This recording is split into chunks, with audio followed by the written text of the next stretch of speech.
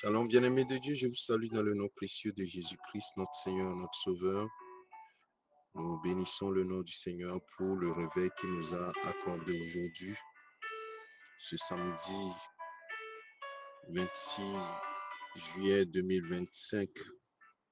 Le Seigneur, notre Dieu, nous a encore prêté le souffle de vie et nous voulons lui être reconnaissants. Ce matin, j'aimerais t'exhorter, mon frère, ma soeur, à garder ta position de vainqueur, de super vainqueur en Christ. Parce que la Bible dit que tu es super vainqueur en Jésus-Christ. C'est pourquoi la parole de Dieu dit dans 1 Jean chapitre 5, versets 4 et 5, tout ce qui est né de Dieu triomphe du monde. Et la victoire qui triomphe du monde, c'est notre foi. Qui est celui qui a triomphé du monde si ce n'est celui qui croit que Jésus-Christ est le Fils de Dieu? Mon frère, ma soeur, tu triomphes du monde. Légalement, dans la juridiction de Dieu, parce que tu as la foi en Jésus-Christ, tu es automatiquement mis dans le camp des super vainqueurs. Il faut que tu le saches. Et l'apôtre Paul le dit également dans Romains chapitre 6, verset 37, lorsqu'il cite des choses que nous pouvons traverser dans ce monde. Et il dit, en toutes ces choses, nous sommes plus que vainqueurs par celui qui nous a aimés. Nous sommes des super vainqueurs par celui qui nous a aimés. Parce que Jésus-Christ a vaincu pour nous et nous marchons dans sa victoire. Alors, mon frère, ma soeur, garde cette position de super vainqueur. Ce n'est pas toi qui fais quelque chose, mais Jésus a déjà tout accompli pour que toi, tu rentres dans la victoire.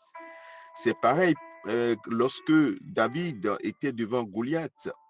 Et je donne souvent cet exemple-là pour que nous puissions comprendre que tous les géants qui sont devant nous, quelle que soit leur taille, quelle que soit la puissance que ces géants dégagent, nous sommes des super vainqueurs sur ces géants. Et c'est ce que David a compris.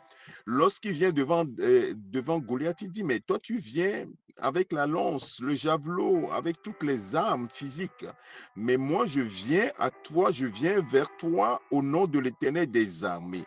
Oui, l'Éternel des armées, c'est à lui qu'appartient la victoire. C'est ce que David dit. Il dit, c'est à lui qu'appartient la victoire. Et comme je viens en son nom, c'est évident que tu es déjà vaincu devant moi. Je suis plus que vainqueur par celui par qui je viens. Donc, de la même manière, toi et moi, c'est par Jésus-Christ que nous affrontons les choses dans ce monde. Et la Bible dit, quand Jésus disait à ses disciples, vous aurez de la tribulation dans ce monde. Oui, vous serez secoués par des situations. Mais gardez courage, j'ai déjà vaincu le monde. Vous voyez? Donc, ce n'est pas nous qui avons vaincu le monde, mais c'est lui qui a déjà vaincu le monde pour toi et moi. Et donc, nous devons garder cette assurance et c'est ce que je voulais te donner comme exhortation ce matin, t'encourager à garder ta position de super vainqueur. En Christ, nous sommes plus que vainqueurs et c'est cela ce que la Bible dit de toi.